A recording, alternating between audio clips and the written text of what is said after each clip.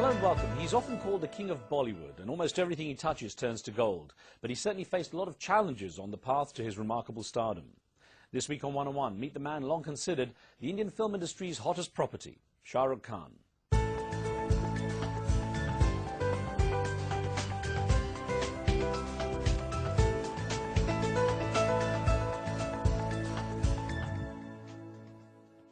Few could have predicted the incredible success of this baby, born in India's capital, New Delhi, although Shah Rukh Khan showed early promise as a performer at home.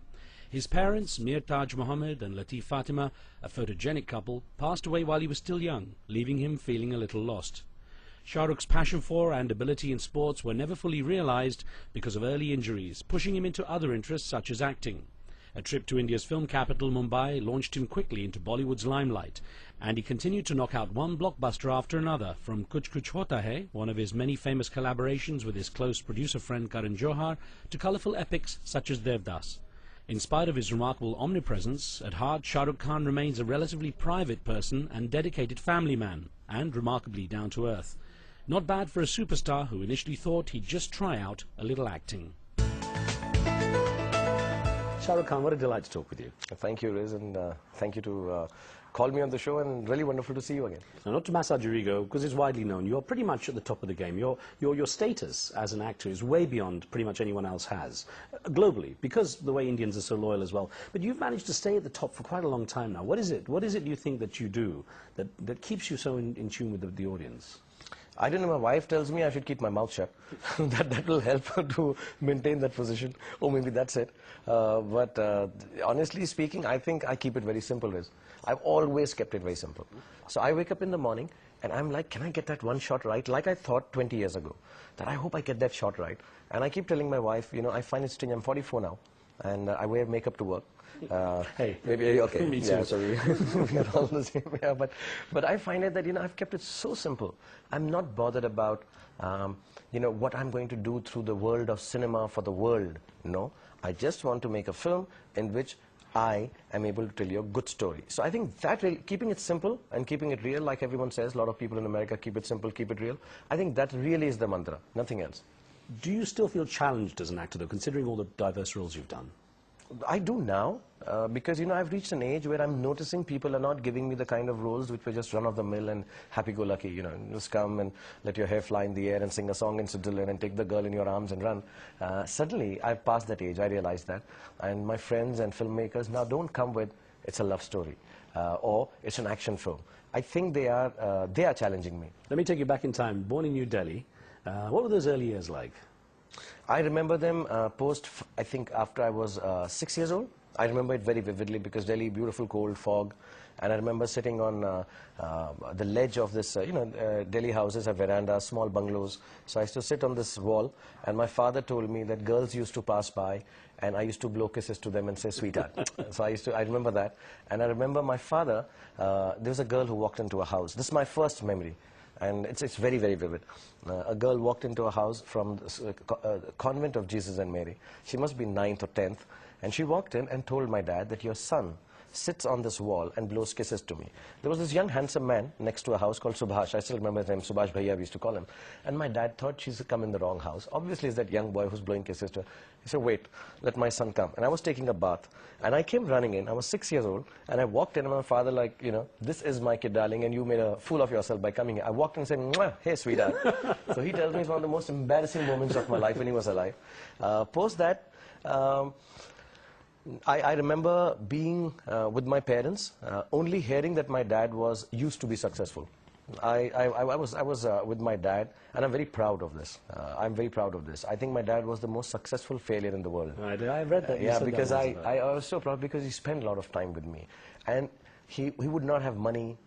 We would travel in buses, looking forward to buying a half ticket for me because he didn't have the money. You know, change. He used to take out these really, really small 5 paisa coins which were dirty, and he would just pay that off and get me onto the train. Didn't have food money, so he would give me groundnuts, peanuts. And I'm not saying we were poor, it's just that he was like that. But he taught me really good things, really, really nice things. Just listening to you, I know he was a very, very big influence in your life, and it comes out in the passion when you talk about him. Very sadly, you lost him when you were about 15 years old. Yeah. What did that do to you?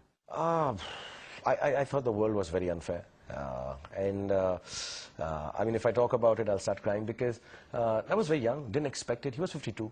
You know, so he had cancer, and all kids think that their fathers are superheroes. I never thought he'll die. I thought, you know, because he was a tough guy, 6'2", very good looking, and really tough. He genuinely was a Pathan, so very tough.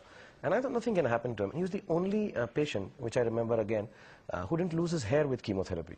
So you know, we would walk into the hospital, and it was very scary because sometimes the beds used to be empty. He was on a common ward, and you'd walk in, and my dad would just look at us, and you know, he'd do this, roll his eyes, and say that he's gone.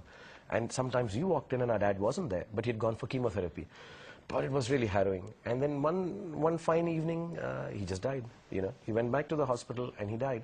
And I remember our driver had left because of the odd hours. Our driver left the car and he went away. And I had to see my father's dead body and drive my mom back home. And I didn't know how to drive. I was 15. So I sat in the car and I started driving. And we reached home and mom said, when did you learn how to drive? And I said, I don't know. I just did. I'd never learned how to drive. And it was this strange thing that my father had died. I was driving a car, and my sister was really shocked. She fell sick. She's never recovered. She still hasn't recovered. She's much better off. But it was really, really shocking, really shocking. And it's something I've never been able to get over. And I tell everyone asks me my belief in God. So at the age of 15, I started getting angry with God. I used to be like, Allah, why did you do this to me? While I was still angry and fighting with God, everyone does, my mom died. Yeah, soon after, wasn't it? So I continued, still being angry with God, that this is really unfair. And then since she's died a year later, and till now, 20 years, I'm the hugest star with so much love. I've been thanking God. So my relationship with God has been so long, fighting, anger, disturbance, thank you, that I think, suddenly become a great believer in God, you know. Your parents were a great influence in many ways because they represent what India is about to so many people. And that is that though you're a Muslim family, they taught you to read other religions and understand other religions too. Well, my father was really wonderful like that, and so was my mother. He would take me for namaz. He would take me to the Eidgahs. We did everything that a Muslim is supposed to do. We did our wazu, we did our namaz, we read the Quran, everything. We were a fairly strict, proper Muslim family, and everything was followed to the T. But in the same breath, I was acting in Ram Leelas as part of the Hanuman Sena. So I knew the Hindu culture. And because I was in a Christian school, I was learning the Bible also. And my father would tell me, and strangely what happened is, when I read the Gita and the Ramayana, it was in Hindi. I understood it. When I read the Bible, it was in English. I understood it. And my father suddenly turned around and said, you know what, you got to understand Islam also in English. So read it. Read all the books and make up your mind. Know that you're Muslim, and Islam means tolerance. So first thing is get tolerant towards all the religions. So I try to do that with my kids. Of course, it's changed. I make them read all this on the internet now. You know, it's all there. But I try to teach them. So that was really, really wonderful of them. Interesting you mentioned about Hindi because that was your worst subject in school, wasn't it? Until your mother gave you the incentive of studying it so you could go to a movie. Yeah, she told me that I used to get 0 or 1 out of 10. Those marks out of 10. You were good in other subjects, though. I was good in other subjects, yeah. I was good. So and teachers used to love me. Hindi was a problem subject. Hindi was pathetic. Hindi was pathetic. And also, I think I had this little, being in an English-speaking school, I had this superiority complex. I looked down upon, you know, we were cooler, way cooler than to learn Hindi and Urdu and stuff like that. We used to speak Urdu at home, Persian, Arabic. But I just never looked at it. Then mom said, you get 10 on 10, and I'll take you to watch a movie. And the movie was Joshila with Devanand Saab. And I just found out 6 months back that Mr. Yash Chopra had directed it. And it was an action film, and he said, I don't know why I directed that film. I have no to do. I've never done an action film. I just did this film. It was shocking. I didn't know he had directed it. I worked so closely with him. He just told me 6 months back. He had read in an interview. So I got 10 on 10. And it was a spelling exam. And I went to see my first movie in Vivek Cinema Hall in Pusa Road near Delhi, Rajnagar. And I was thrilled. It's a great film. But it's interesting because then the life changed. You went from New Delhi to Bombay, Mumbai as it is now. Mother died in 91, and 81 dad had died, 91 mom died exactly 10 years later. And I was very depressed. And by then, television, some work had happened, and people started calling me, and the first call came from Hema Malini ji, and I wouldn't believe it. She'd say, hello, this is Hema, and I would like, it can't be, you know, somebody's, pulling my leg. And then after mom died, I took one of those calls seriously and really asked, is that Hema Malini ji? And she said, yes, I want you to do a film. I didn't want to be in films, and I say that with not being derogatory, just that I didn't think I was cut out for Hindi films. I wasn't that good. But I came to Mumbai, told my girlfriend then, who's my wife now, and my sister, who was very unwell, very, very unwell. And I told a few of the family members that I go to Mumbai for a change 1 year.